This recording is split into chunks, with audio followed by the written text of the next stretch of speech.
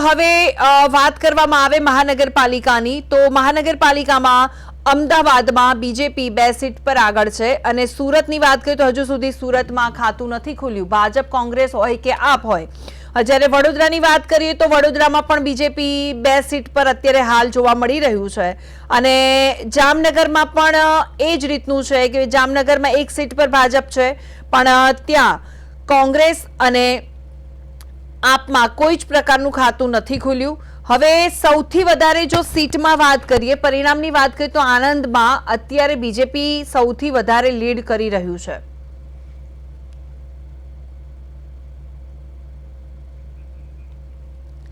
આ સાથે જ અમારી સાથે જોડાઈ ગયા છે અમારા સ્ટુડિયોમાં જ નરેશ મકવાણા, જે આઉટપુટ એડિટર છે.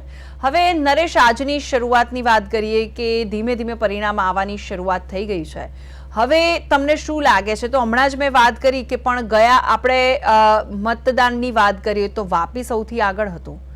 તો તમને લાગે છે કે જે રીતે લોકોએ વાપીમાં ઉત્સાહ બતાવ્યો હતો કે મતદાન કરવામાં, તો તમને લાગે છે કે એ જ રીતે ત્યાં રિઝલ્ટ આવશે, પરિણામ આવશે? ભૂમિ, આમાં એવું છે કે 6 જે જૂની મહાનગરપાલિકાઓ હતી અને 9 જે નવી નગરપાલિકાઓ છે એમાં પહેલી વખત ચૂંટણી યોજાઈ રહી છે.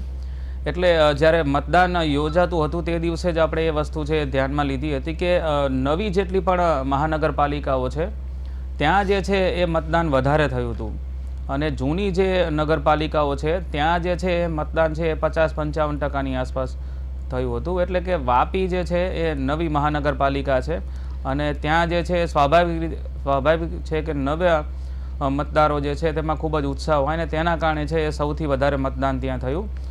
ભાજપ માટે કસોટી છે એ અત્યારે રાજકોટ અને અમદાવાદમાં છે એ છેલ્લા 20 વર્ષથી એ સત્તામાં છે અને ભાવનગર, જામનગર, સુરત અને વડોદરા આ 4 જે મહાનગરપાલિકાઓ છે ત્યાં છે છેલ્લા 30 વર્ષથી સત્તામાં છે. સવાલ એ છે કે કોંગ્રેસ અને આમ આદમી પાર્ટી જે છે તે ભાજપનો જે ગઢ છે એમાં ગાબડું પાડી શકે છે કે નહીં, તે સૌથી મોટો સવાલ છે. જોકે બધાની નજર જે રહેવાની છે તે આ 9 જે નવી મહાનગરપાલિકાઓ છે ત્યાં ભાજપ, કોંગ્રેસ અને આમ આદમી પાર્ટી કેવા પ્રકારનું પ્રદર્શન કરે છે તેના ઉપર સૌની નજર છે. વાપીની જે તમે વાત કરી કે વાપીમાં સૌથી વધારે મતદાન થયું હતું એટલે ત્યાં પણ છે એ સૌ કોઈની નજર રહેવાની છે.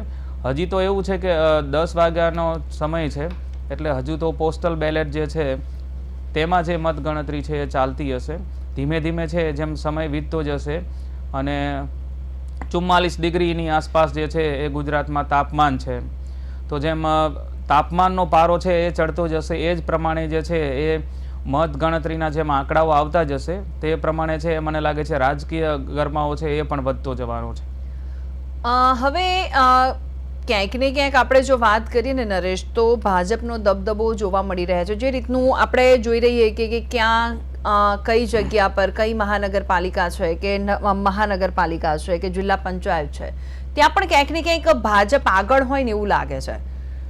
બિલકુલ, ભાજપ આગળ હોય એના ઘણા બધા કારણો છે કે છેલ્લા 3 દાયકાથી છે એ ભાજપ ગુજરાતમાં સત્તા ઉપર છે.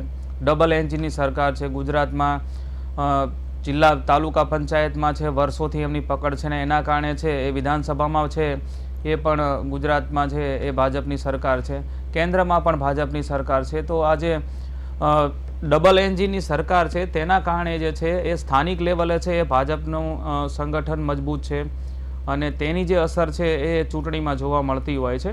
પણ બીજી એક વસ્તુ જે અહીંયા નોંધવા જેવી એ છે કે આટલા સમયથી ભાજપની સરકાર હોવા છતાં પણ જે છે એ ખાસ કરીને જે મહાનગરો છે અને જ્યાં 2 કે 3 દાયકાથી વધારે સમયથી જ્યાં પણ ભાજપની સરકાર છે ત્યાં ધીમે ધીમે છે એ લોકોમાં જે છે એક નીરસતા આવી રહી છે મતદારોમાં. અને આ વખતે પણ જે છે આપણે જોયું છે કે અમદાવાદ જેવું જે ભાજપનો ગઢ ગણાય છે એવું જે શહેર છે, એવી જે મહાનગરપાલિકા છે ત્યાં પણ જે છે લોકો જે મતદાન કરવા માટે થઈ અને ખુલીને બહાર નહોતા નીકળ્યા. તો મને લાગે છે જો પરિણામ જે છે એમાં થોડો ઘણો પણ છે એ ભાજપ ધારે છે તેના કરતાં જે છે એ પરિણામ છે એ નીચું આવે છે તો ચોક્કસથી જે છે એ ભાજપ માટે ચિંતાનો વિષય હશે. હવે નરેશ, હવે આપણે હમણાં જ વાત કરી કે ભાવનગરના જે રીતે દાંતાની અંદર દાંતામાં કોંગ્રેસ અને પોલીસ વચ્ચે ઘર્ષણ થયું, તો હવે આ એક કોંગ્રેસની માનસિકતા છે કે અથવા તો શું કહી શકાય, કારણ કે એ લોકો અત્યારે જે રીતે આમ તો જોવા જઈએ તો બધીમાં લીડ ભાજપ જ કરી રહી છે, એટલે કદાચ એવું બની શકે કે એ લોકોનો આ જે રોષ ઠાલવવાનો છે તે અલગ રીતે ઠાલવી રહ્યા છે. હવે મૂળ કારણ શું છે એ આપણને ખ્યાલ ના આવે. ભૂમિ ત્યાં સુધી છે આ બાબતમાં કંઈ પણ કેવું છે મને લાગે છે એ ઉતાવળું ગણાશે. હવે ત્યાં કયા કારણથી જે છે ઘર્ષણ થયું છે એ તો હવે ત્યાંના જે લોકલ નેતાઓ જે છે એ જો ખુલીને કોઈ બાબતમાં મીડિયામાં એ વાત કરે ત્યારે અસલ વસ્તુનો છે આપણને ખ્યાલ આવે. પણ જ્યારે ચૂંટણી હોય અને રાજકીય પક્ષો જે છે તેમાં આ પ્રકારનું છે નાનું મોટું ઘર્ષણ છે એ થતું રહેતું હોય છે, અને મને લાગે છે એ જે છે એ ચૂંટણી પૂરતું જ મર્યાદિત હોય છે. એ પછી આ બધી બાબતો જે છે એનો કોઈ અર્થ નથી રહેતો હતો.